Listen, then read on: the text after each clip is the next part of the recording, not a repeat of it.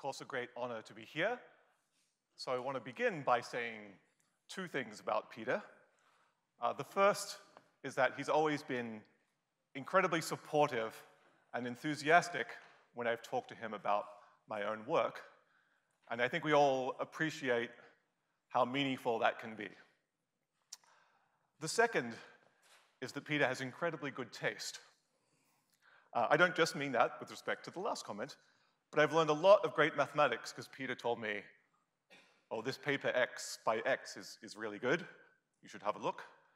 And I've learned a lot of great mathematics from his suggestions, and also many of these people were young people that I learned about their work for the first time because Peter told me about it. He certainly influenced my research, but I think more importantly, he's helped shape my view and appreciation of mathematics much more broadly.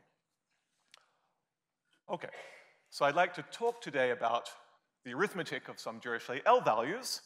So what is a Dirichlet L value? So I take an integer m, and then we take the following infinite sum. So in this talk, I'm going to restrict just to a special case of quadratic Dirichlet characters. If you take a quadratic field, or even Q, there's always a unique Dirichlet character of order 2 corresponding to that field, which has conductor, the discriminant of the field. So just to give you an example, if we take the square root of -1, and I take the Dirichlet value at 1, I get the following sum, which you hopefully recognize as being pi on 4. So this is sometimes called the Leibniz series, although it's a special case of a more general formula of Gregory from beforehand. And in fact, it was even proved significantly before that by the Indian mathematician Madhava. Okay. Another familiar case is if you take the character to be the trivial character, you get the special values of the Riemann zeta function. And the famous problem was to try to compute what these were. And Euler succeeded in answering this question for the even values. And, well, he got a more precise formula, but in particular, you always got rational multiples of a suitable power of pi. And so, in fact, this happens more generally under a parity condition.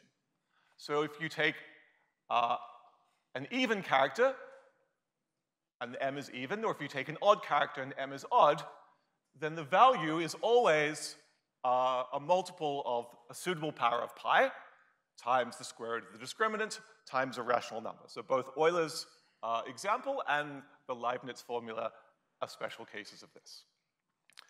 But the other L values are much more mysterious. So there's at least one special case in which we understand somewhat.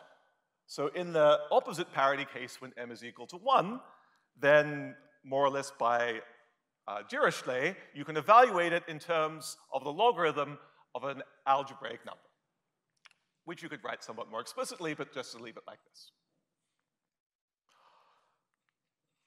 So what do we know about the arithmetic of Dirichlet L values? And so here, what do I mean by the arithmetic? I mean, there's many different arithmetic interesting things to say about L values, but here I just want the basic question of are these numbers rational or are they irrational? And so I want to present to you the complete list of theorems concerning these numbers. So the first, by Lambert, is the proof that pi was irrational, and therefore you get the irrationality of this first L value that we discussed. 40 or so years later, Legendre proved that pi squared was irrational. So that gets you a few more results, particularly zeta 2. But even all the values when m is equal to 1, which have the correct parity, namely they correspond to imaginary quadratic fields. Going forward a little bit, Lindemann proved that pi was transcendental, and suddenly that just tells you that half all the L values which have the right parity are all irrational. Okay, so it seems like we've done half of the L values, but that's a little bit misleading because there are good conjectural reasons to believe that, of course, all these L values, and pi is transcendental, but they're all otherwise algebraically related. We conjecture that all the other L values are not only transcendental, but they're all algebraically independent of each other and of pi. Okay, so this is really just one out of infinitely many. So the next result, again, skipping forward 40, 50 years ago, onwards, is the theorem of Gelfand-Schneider, more generally about the transcendence of logarithms of algebraic numbers. And that tells you, well, the transcendence, and in particular the irrationality of the L values at 1, but now without the corresponding requirement on the parity. Okay. So here things stood for quite a while, until 45 years after Gelfand and Schneider, we had a single new number. Zeta 3 was proved to be irrational by a famous theorem of Apery. So you might have imagined that this would sort of be the beginning of that kind of new idea and a new approach to suddenly prove the irrationality of many more L values.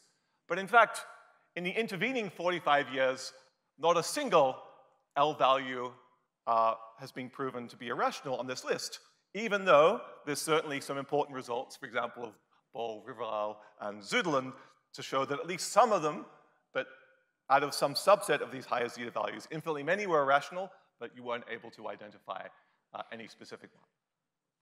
Okay. So this leads to the main theorem of this talk, joint with my collaborators, is a single new L value, L2 of chi minus 3 is irrational. So this is perhaps the simplest open example on the list. M has to be at least 2. You have to have, if you take M as 2, you have to take an imaginary quadratic field. This is the imaginary quadratic field of smallest discriminant. So the next smallest discriminant would be q to the square root of minus 1, and you would have Catalan's constant here, but alas, our argument does not work in this case. We prove something slightly stronger, in fact, namely that not only is this irrational, but it's linearly independent of pi squared as well. Okay. So that has the following, perhaps amusing corollary. If you go back to zeta 2, as I mentioned, this was proven to be irrational by Legendre. But instead of taking other Dirichlet L values, you could just take inverse sums of arithmetic progressions. Let's take the arithmetic progression with gap 2. This turns out to be pi squared on 8. Legendre's argument still works in this case. But if you take the next arithmetic progression, well, all these things can be written as sums of L values, and in this case, you get the following L value, which, by the sort of the stronger version of this theorem, is also an irrational number. So somehow the first such new result in this type of problem for 230 years. Okay. Let me make another remark about hyperbolic 3 manifolds. So a finite volume hyperbolic 3 manifold, the volume is actually a topological invariant by theorem of Mostow and Prasad. So what's an example? Perhaps one of the most famous hyperbolic 3 manifolds, studied by Thurston in his notes, is the complement of the figure 8 knot. That has a hyperbolic structure. It's non-compact, but it has finite volume. And what is the volume? It's actually a multiple of this number that we are considering. Okay. So Thurston had a famous list of 24 open problems about Kleinian groups and 3 manifolds, including the geometrization conjecture, the virtual Betty number conjecture, and many other important things. And more or less, all of these problems, with one exception, have now been solved. Some of them are a little bit open-ended, but they're more or less all been solved. And what's the last remaining one? Here it is. It shows that the volumes of hyperbolic 3 manifolds are not all rationally related. Okay, well, of course, this result doesn't have any direct implications, but it's really the first theorem at all that makes any contact with the arithmetic of these numbers. Okay, so Thurston's problem certainly remains open for now. So Well, I mean, that would prove that they're not all rational. But if you, I mean, of course, there are more general conjectures. There's certainly a stronger conjecture due to Milnor, and but of course, it would just be nice to answer Thurston's question.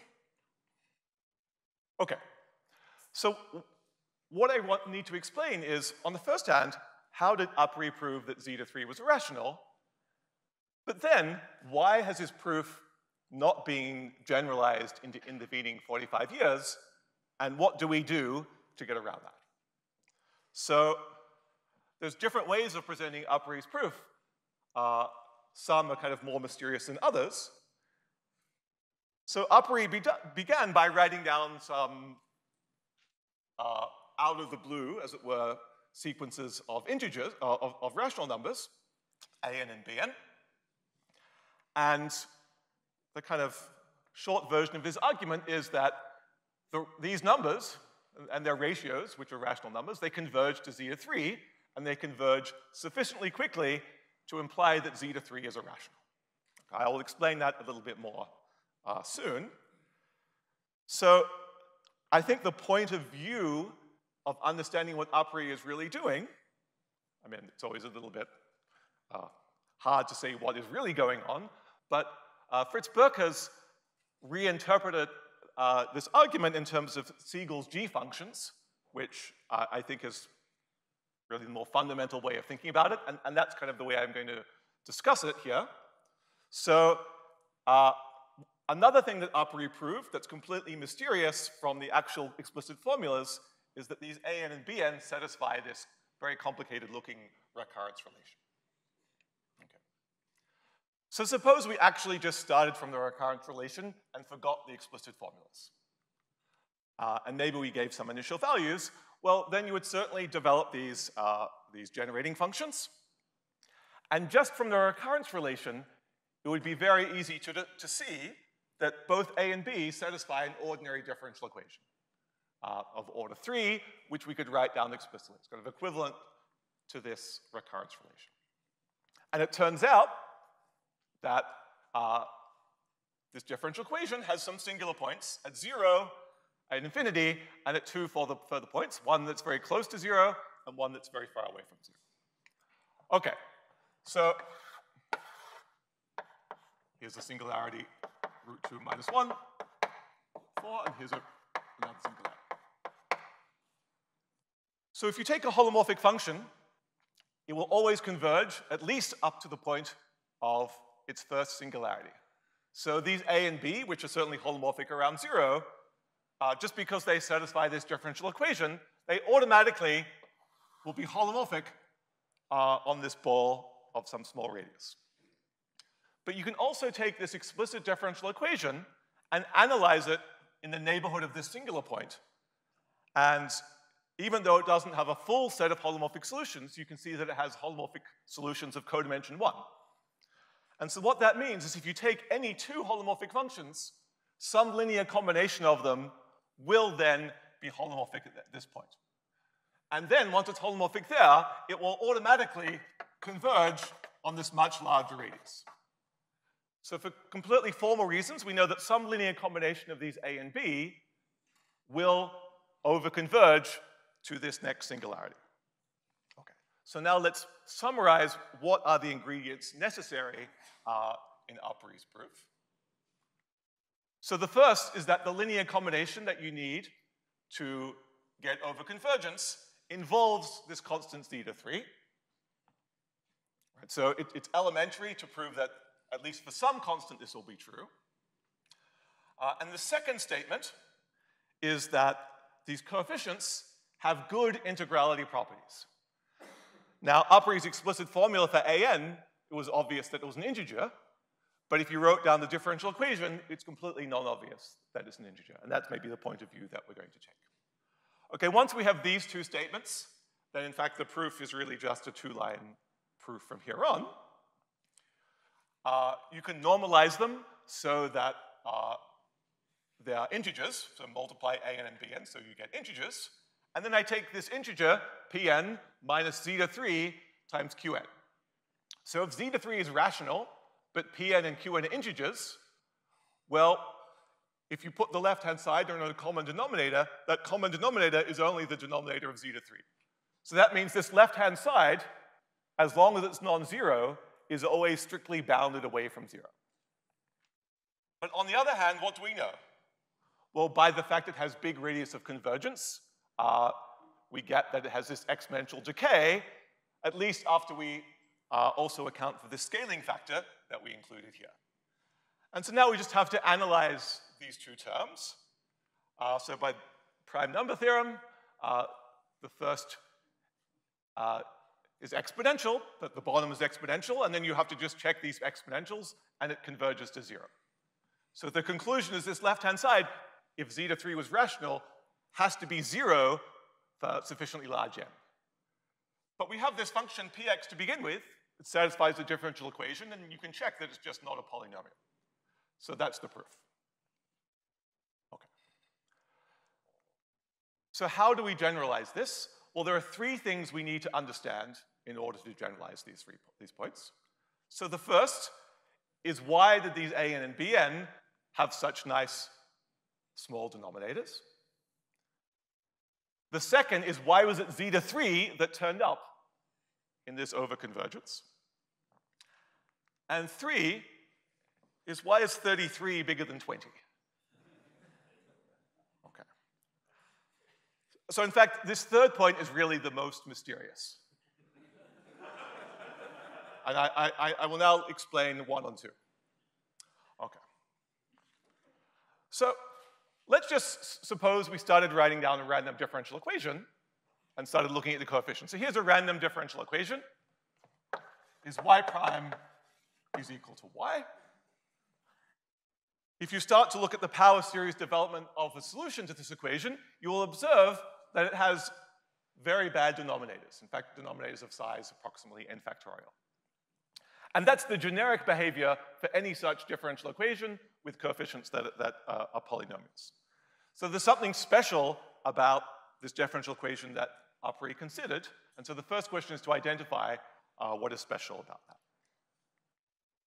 So let's suppose we have a power series that satisfies an ordinary differential equation with polynomial coefficients. So we could ask, when could px actually have integer coefficients, or at least nice coefficients? And so there's a conjecture, I think due to Dwork and Bompieri, that at least in particular implies that if you have a solution, all of whose coefficients are integers, then this can only happen if the differential equation and the function comes from geometry. So there are quotes here, and I'm about to explain what it means to come from geometry. And to explain it, I should just give the most classic example, which is namely the following function. This is certainly a power series with integer coefficients. After a substitution, it's easy to write down an explicit ordinary differential equation, which it satisfies. And so the conjecture says that this differential equation, this function comes from geometry. So what is the geometry? So the geometry is as follows. You write down a family of elliptic curves, this Legendre family. It's of a parameter t of a p1 minus 3 points. And if you take an elliptic curve, then an elliptic curve is always given by C modulo a lattice. Now, there's an ambiguity in exactly how you choose the lattice. I mean, there are two ambiguities. There's scaling, and there's the choice of basis. But if you literally write down a Weierstrass equation, then you can resolve the ambiguity of the scaling by choosing a canonical differential. And so that allows you to talk about these functions, and they vary in a natural way. And the key point is that they satisfy a differential equation, the Picard-Fuchs differential equation, which is literally this equation here, and P is one of the solutions. So this is what it means to be geometric. And more generally, you can take any family of varieties, say over P1, it will have some singular fibers, but otherwise it will be smooth. Topologically, things won't be changing, and so you could imagine finding a way of consistently choosing some differential form, consistently choosing some cycle class, integrating those, and then the general theory of Gauss-Minin, or the Picard-Fuchs equations, implies that these functions satisfy differential equations, and they will be the differential equations that I want to call to be geometric. Okay. So then you might ask, well, what does this tell you about the various coefficients involved in overconvergence? Well, if you look at this geometric family, of course, you can start to look at what happens at these singular points. Maybe, of course, you no longer have the same variety, but it breaks up into smaller varieties, and the periods of those varieties may then be relevant for what's going on here. And so what I want to say is that if we want to generalize Apery's theorem, we don't need to prove this conjecture. We just need to say, well, this tells us where we should look, and we should try to construct specific examples corresponding to periods we're interested in through some geometric mechanism. So really, the first two points, at least on some conjectural level, we understand. We only need to find the examples, and then we win. Okay. So why hasn't the proof been generalized? So let's take our favorite L value, and let's suppose we can do exactly what we did for Apery, namely find some differential equation such that it had a pair of solutions such that the certain linear combination involving that period exactly overconverged at some singularity alpha, and then therefore converged as far as alpha. So I guess I could have drawn the same picture. So we have here an alpha, and then some beta beta. Okay. I mean, the situation could be more complicated, but it's very reasonable to imagine exactly this situation. And let me make an additional simplification. Let's actually assume that these AX and BX had integer coefficients. Okay, so let's just run the same Apery game. What would happen is that if beta was bigger than 1, had to be bigger than eta cubed in the last time, if it's bigger than 1, you've just proved that this L value was irrational. Okay. But if beta is less than 1, you prove nothing. You get nothing at all. And so this is somehow really the issue, is that you can construct examples of this form or related to this form, but if you end up without this numerical coincidence, you have not achieved anything. Okay. And this is essentially more or less what has always happened. So what's the starting point of our argument? It's not, oh, here's a better way of finding these sequences. It's, let's try and do more with what we have. And there's a very kind of basic observation that you get immediately that you see that hasn't been exploited yet. So as I remarked, what's being exploited is that if you have some holomorphic function satisfying a differential equation, its singular points, of course, have to occur at the singular points of the differential equation. And so if it converges here, it therefore converges on this disk. But you know much more than it converges on this disk. You know, for example, if I took a branch cut here, I mean, maybe it has issues here, but it will converge on a much bigger region than this disk, simply because, just from the basic properties of differential equations. And so this has never been exploited before in the argument. It was always just about the disk. So can you exploit the fact that this function really has more properties than that? I mean, and even better than this, you don't need to make a branch cut. Of course, you could take a path, and as long as your path avoids the particular singularity, you can analytically continue your function along that path. Well, maybe when you get back to a point here, it's now maybe not the same function, but at least it has that property, and you should try to exploit that. Okay, well, let's just take the first property. So for example, in this situation, this model, we know that it would be holomorphic, not just on the disk for beta, but on this region where we've taken this branch cut. Okay, so how do we exploit this? So if we take such a region, it's a simply connected region containing 0, and say by the Riemann mapping theorem, it's holomorphic, biholomorphic to the disk. So you choose a biholomorphism that sends 0 to 0, and by the Schwarz lemma, that's unique up to rotations, and so you get an invariant, which is the derivative of the value of that biholomorphic map at 0. So in this specific example here, where you've removed this slit, you have this particular example of a conformal map. And so the conformal radius of that region is 4 beta. So how should one think of conformal radius? So if you take the disk of radius r, there's a biholomorphism, which is multiplication by r, and it has conformal radius r. But in general, the conformal radius is always at least as big as the biggest disk, centered at the origin. You can include it in your region, and it will be strictly bigger if you can extend it further. Right, so here this contains a disk of radius beta, but its conformal radius is 4 beta. Okay. So beforehand, so how can we use this? So for example, we have a classical theorem of Polya. If you take a holomorphic function with integer coefficients that's holomorphic on some omega which has conformal radius strictly bigger than 1, then it's a rational function. Right? The analog of if it converges on a disk of radius bigger than 1, that would be, well, if you converges on a disk of radius bigger than 1, by Cauchy's theorem, all the coefficients have to tend to 0, but it has integer coefficients, so it would be a polynomial.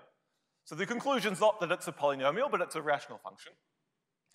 But from the point of view of what we're trying to do, that would be perfectly fine. If we knew that that a minus c to b was a rational function, that would contradict the source of it as coming from a differential equation. Okay. So for example, if we're exactly in this situation, previously we would win if beta was at least 1. Now we win if beta is at least a quarter. And so suddenly we should have 4 times the power.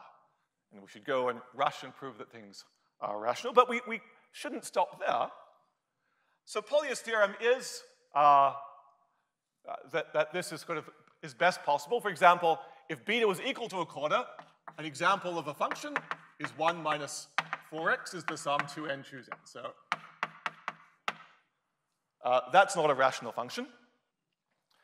But this function, just like the ones we have here, you shouldn't really think about this as taking a branch cut. You should think about just removing the point a quarter and then thinking about it as a function which you can analytically continue, but now as a multi-valued function. So you want to exploit that as well. And in fact, there is such a theorem exactly proved by André.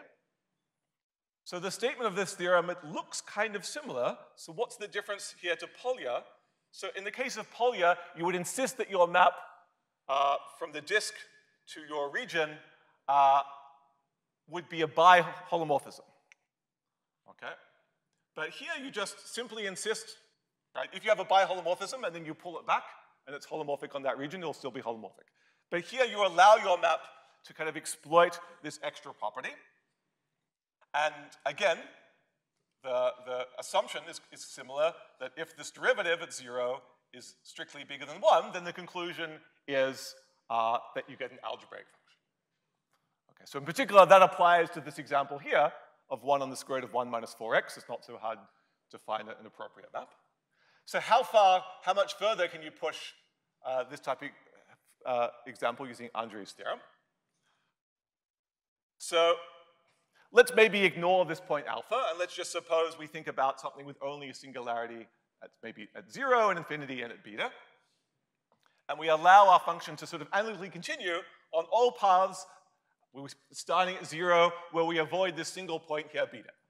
And maybe we also don't allow ourselves to go back to 0 as well. In this case here, you could go back to 0, but we give ourselves that freedom here. Okay. So then we want to choose a map to pull it back with a property that, of course, we'd want to avoid beta. And what will also be useful is if we avoid 0 as well, except for the fact that we have to send 0 to 0. So in the example I gave before, there was an explicit map. Here, there's also a kind of optimal example, which is the following more complicated function. So this is more or less a theorem of Carathéodory. This is a modular function, but we're kind of expanding it in some kind of unusual argument of z as a function on the disk rather than the upper half plane. But the point to take away is that it's not so hard to compute the derivative of this function at 0. It's equal to 16 beta. Right, so in particular, in this situation, if you take a power series with integer coefficients with only 3 singular points, 0, infinity, and beta, as long as beta is bigger than 1 on 16, it has to be an algebraic function. And in the context of what we're doing, it seems like, well, great. Now if beta was bigger than 1 on 16, we've proved it's irrational. So now we're kind of 16 times as powerful. Okay.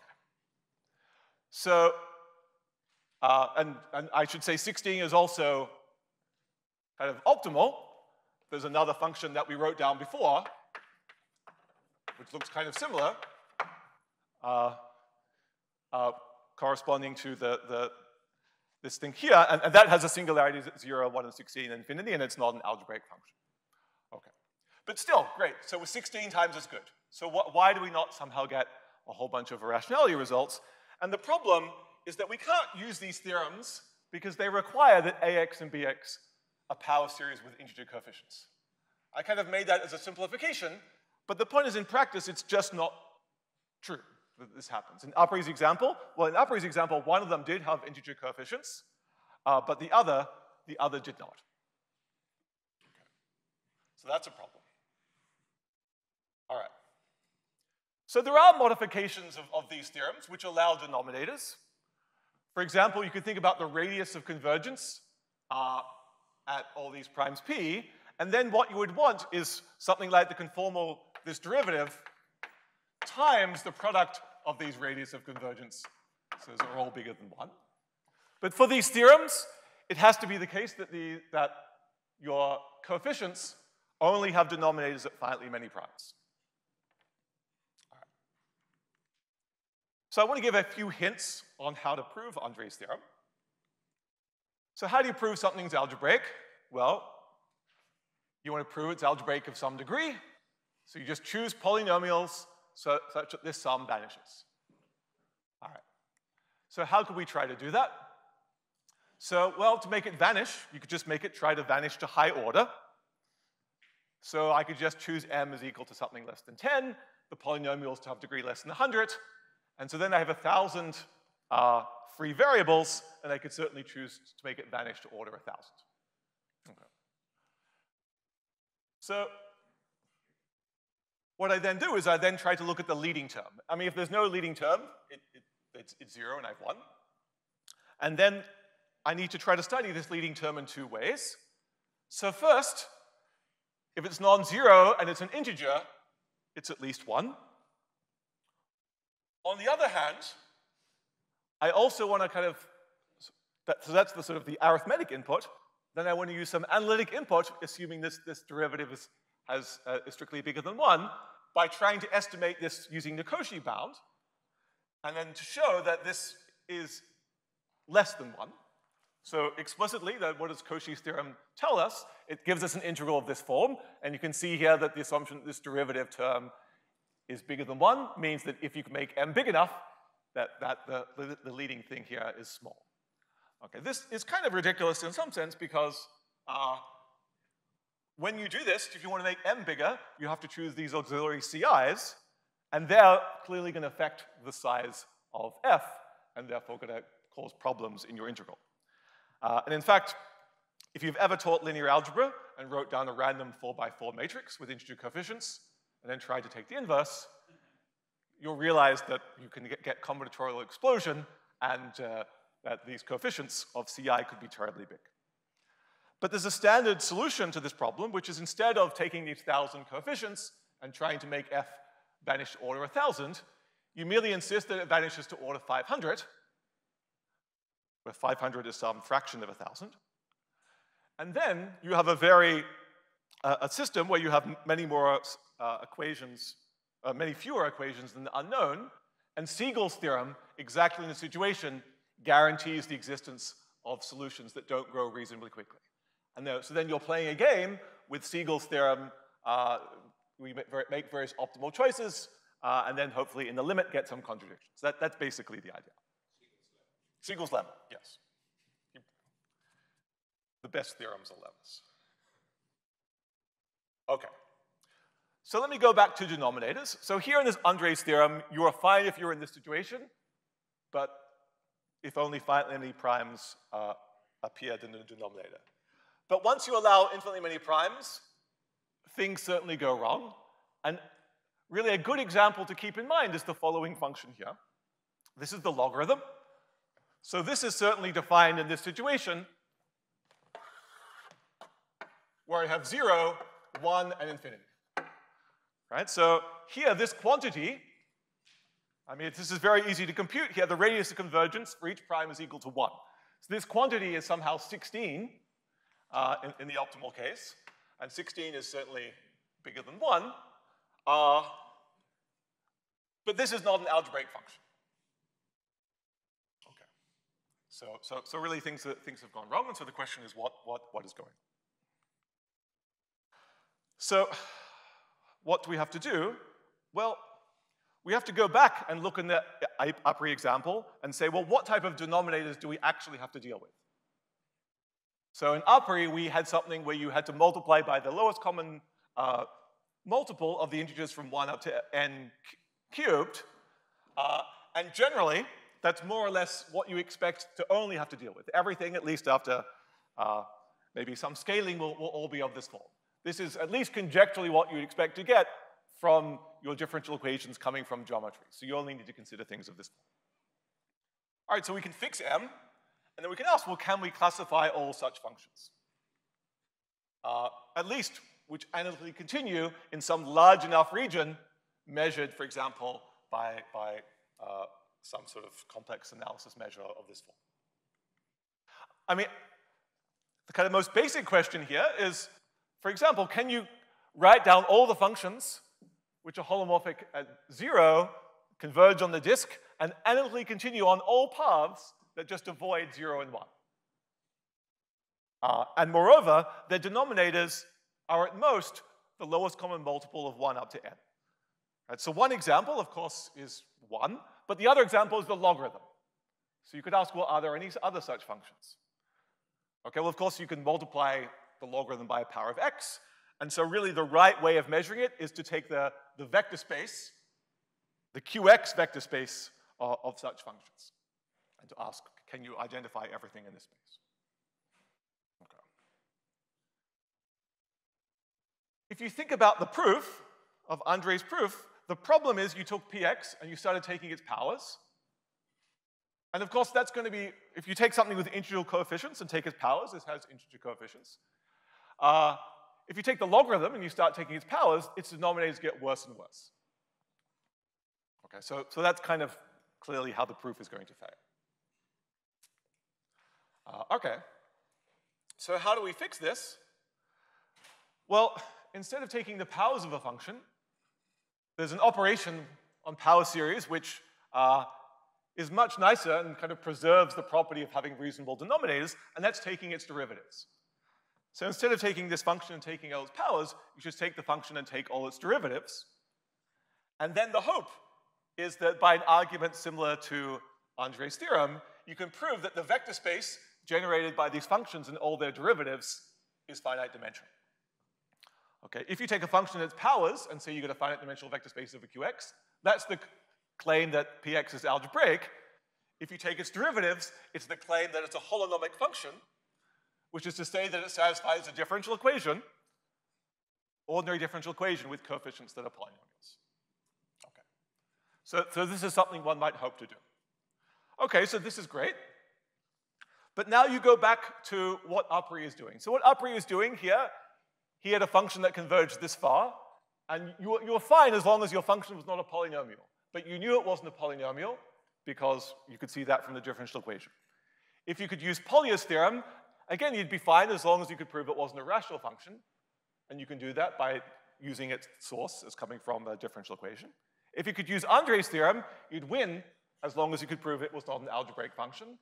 But that you can also do by looking at the differential equations. In all these cases, you're just computing the monodromy of the differential equation and seeing it's not any of those things. But in this situation here, your conclusion is that it satisfies a differential equation. And that doesn't contradict the fact that it satisfies a differential equation. Right? So that's kind of a little bit unfortunate. Is that actually the things you're interested in considering in the first place were already satisfying differential equations. So how do you overcome this? Well, you need to replace a theorem that is qualitative by something that's quantitative. It's not a contradiction to say it satisfies a differential equation from satisfying a differential equation. It is a contradiction to say that it satisfies a differential equation of degree at most 7 if it actually satisfied a differential equation whose monodromy was so large that that was impossible. So you need to make these theorems as quantitatively strong as possible in order to hopefully achieve a contradiction. Okay, so that's somehow the goal. Okay. So I'd like to kind of give a little bit about our progress on these theorems. So the first version of this theorem will be if you just try to generalize Andre's argument in a reasonable way, where does that get you? Okay, so I have some data, right? So it's certainly reasonable to imagine in a situation where I want to avoid 0, 1, and infinity. I choose some auxiliary function that's going to play the role of this function that was appearing here in Andre's work. This may have biholomorphism, something that's capturing the omega for which this is, extends to a function. And then I consider the vector space generated by all these p whose denominators are controlled by a certain power of this LCM. Okay. And the condition, the analytic extra condition is that it's analytically continuing on any path that avoids this finite set, or this set S. Okay. And so the assumption is that if the derivative of this map is bigger than e to the m, then the dimension of this space is finite. So let me just bring it back to what I've talked about so far. If we were interested in things with integer coefficients, m would be 0. And so then the condition would be that the derivative of this at 0 is bigger than 1.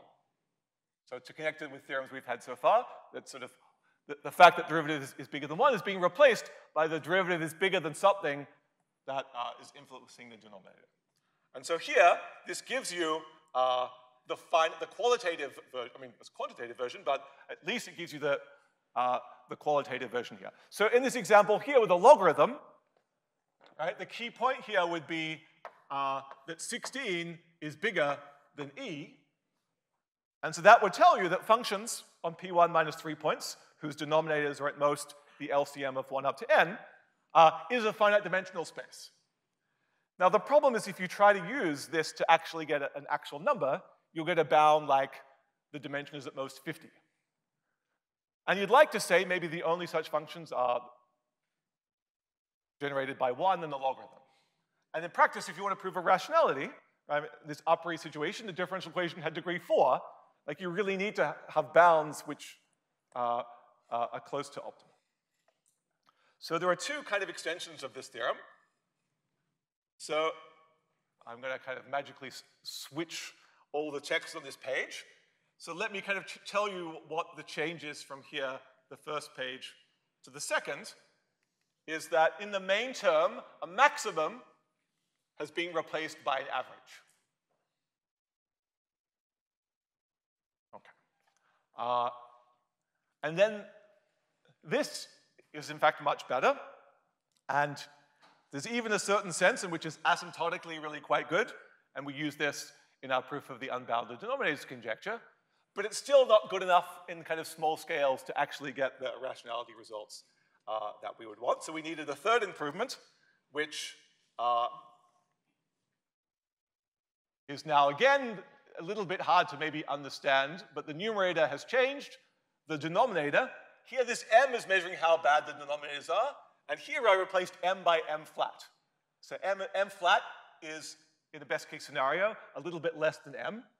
And so here this m flat is getting some extra juice in each particular circumstance by kind of the following situation. I mean, here, if I have 1 and I have log of 1 minus x, well, the function 1 has really good denominators. So if some subset of your functions in your space have better denominators than you're capturing, you could ask, can you exploit that as part of your arguments? That's related to this. Okay. So I want to make a few special cases and remarks. So again, let's try to connect this to theorems we've said before. So let's kind of connect this to Polya's theorem. So again, for Pauli's theorem, we're in a situation in which there are no denominators, so m is equal to 0.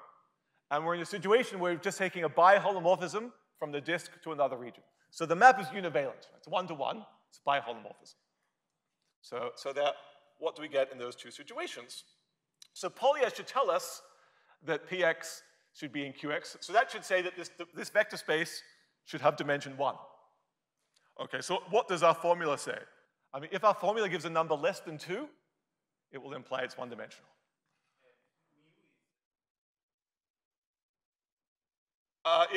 It's just uniform measure on the disk. So, yeah. Okay. So, one way to maybe even try to think about what is this expression is to think about what happens in the univalent case. Well, you can just compute it twice by Jensen's formula. And so this numerator is just log of the derivative at 0. So in this case, our formula specializes to this, which is equal to 1. Okay, so that's at least some kind of good indication that some optimality has been done, is that like you recover Pauli's theorem and you don't even recover it in a stupid way of getting 1.99. It's kind of clearly as good as possible in this case. Okay. All right. I want to give maybe just one hint on something about the mathematics that's involved, and I want to something about how you might go from the first holonomic theorem to the second holonomic theorem.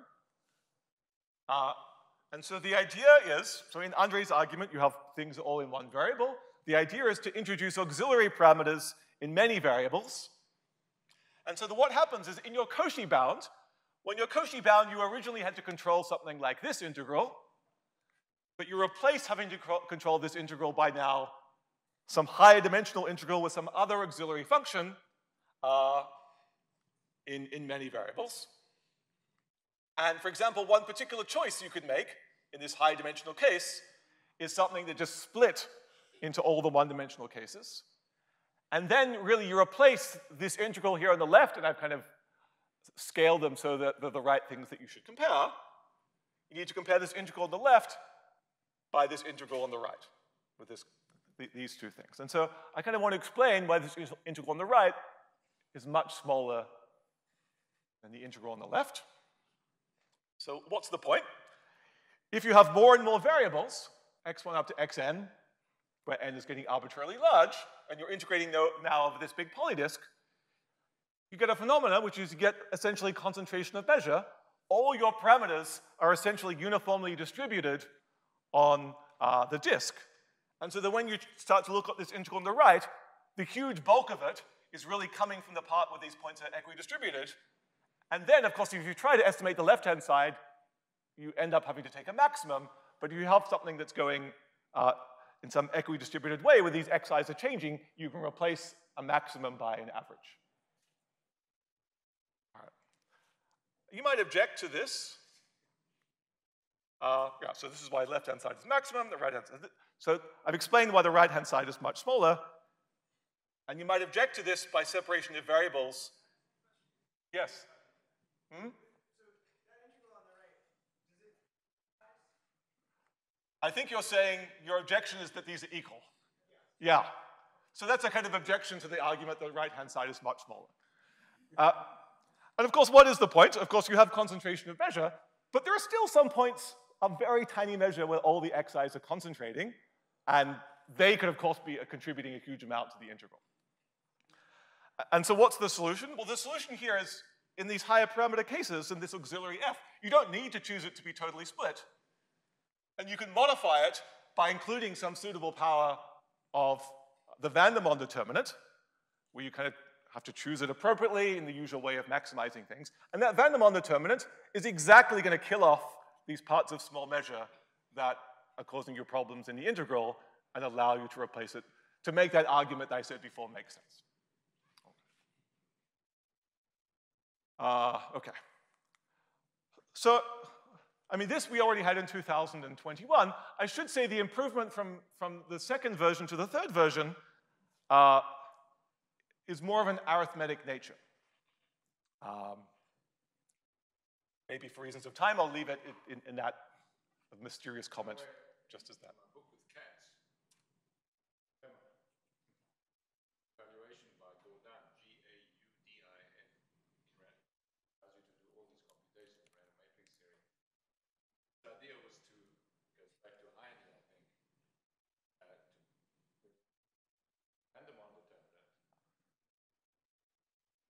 Backwards and write down this high-dimensional integral in random matrix theory by expanding the determinant with orthogonal polynomials. It's exactly this trick.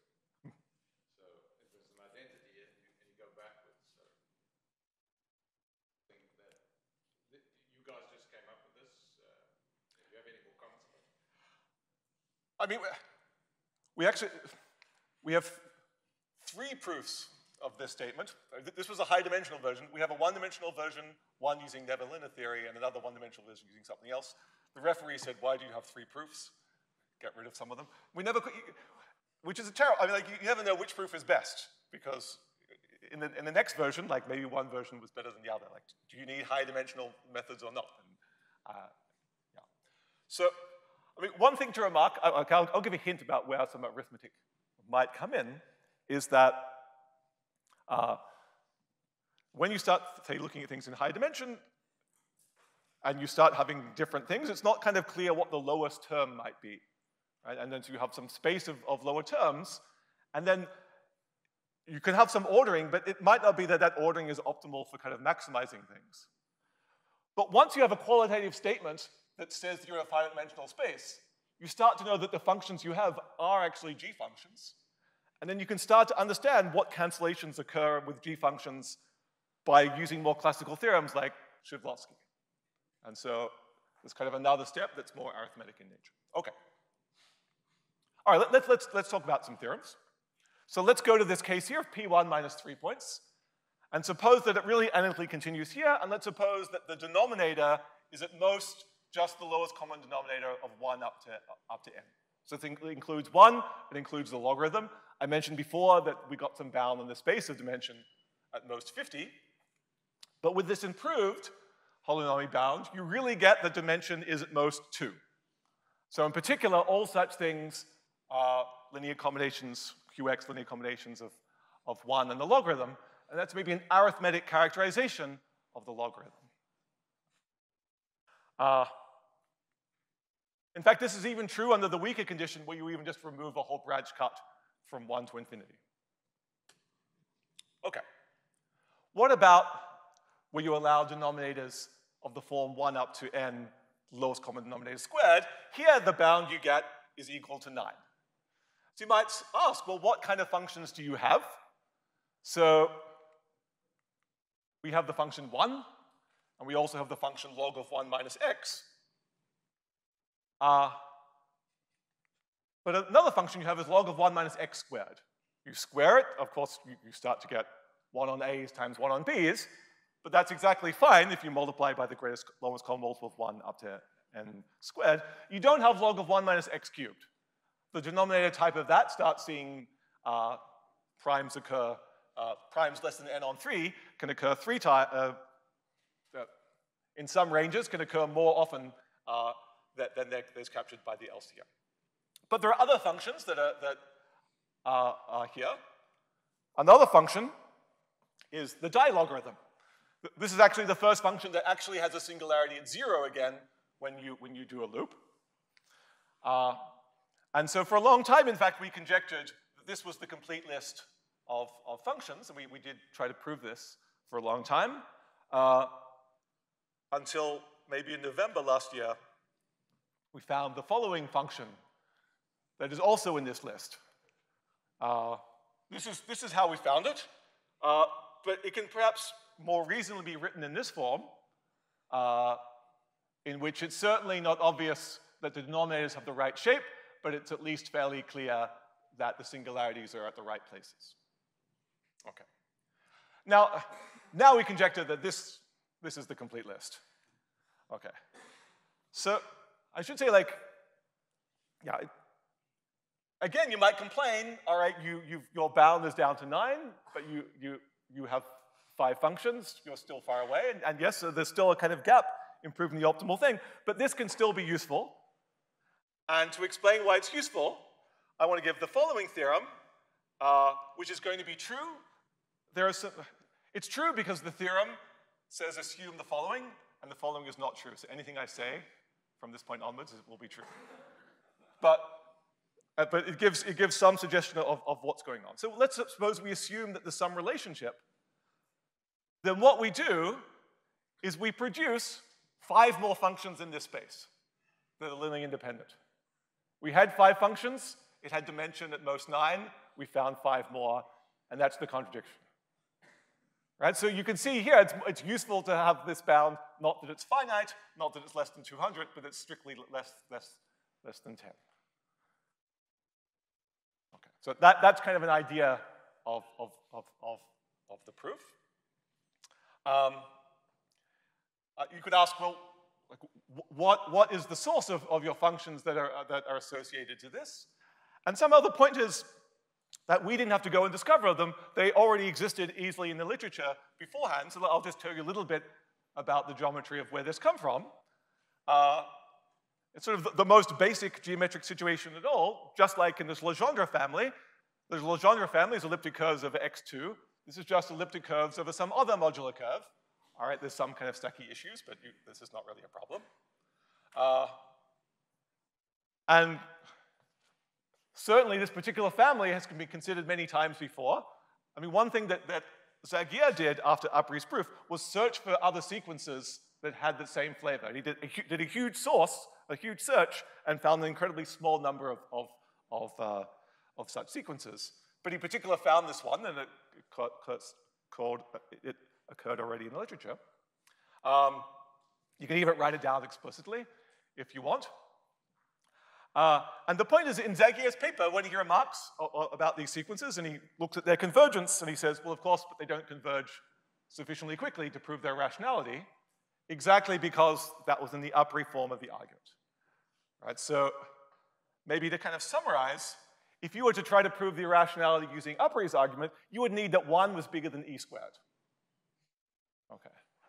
And in our approach, the starting point is that 16 is bigger than e squared. So I don't claim to understand I understand any better why 16 is bigger than e squared, but I at least know that 16 is a better chance of being bigger than e squared than 1 does. Okay, that's probably a good point to stop.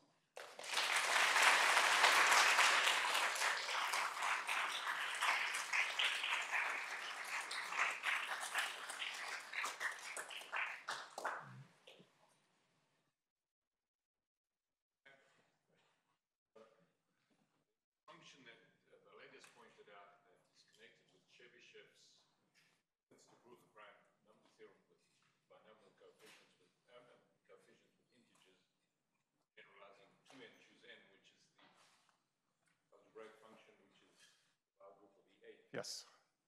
His student Boba made good use of it. Now that's extremal for something. There is, but I think, I'm not sure if it's Bombieri or someone else. I mean, there's some argument maybe to say that you can't. That's the best. Yeah, exactly. You can't. The best there, but I'm wondering if it fits into your picture of these. Yeah, there's some way in which you can also see from this perspective that you can't do better. Because if you had something better, it would exactly contradict one of these bounds. Yeah.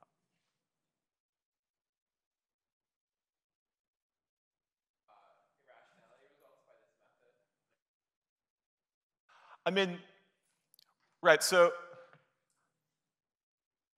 this theorem is about things which don't converge through some region. I mean, so you could imagine the case of Apery is this region that you disallow is literally the whole region there.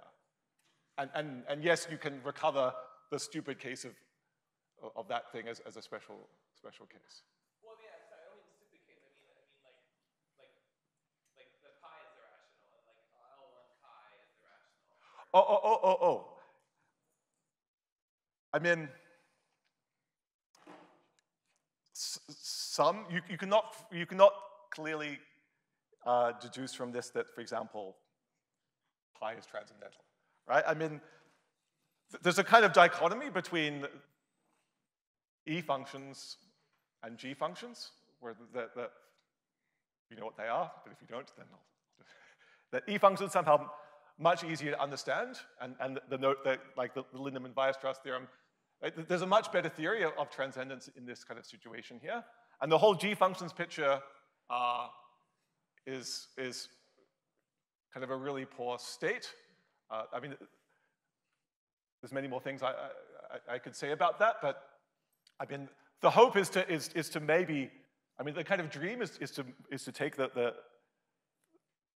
kind of the theory of G functions and kind of introduce new techniques that have already been kind of exploited by going back to Hermite in the kind of more classical E functions case. That's the kind of dream. Yes? Can you say a bit more about why these periods of... I mean, if you have a family of elliptic curves, then at any singular point, there's only so much an elliptic curve can break into. It's going to break into two Tate motives. And so you might expect to see a period of some Tate motive. And exactly what it is, you might expect it to only have ramification at primes involving 2 and 3. So the fact that it involves this particular one. I mean, there's certainly still an art, as it were, to kind of constructing things, but at least you have some idea of where to look. I mean, the whole point is we didn't even look for them. It was already kind of well known.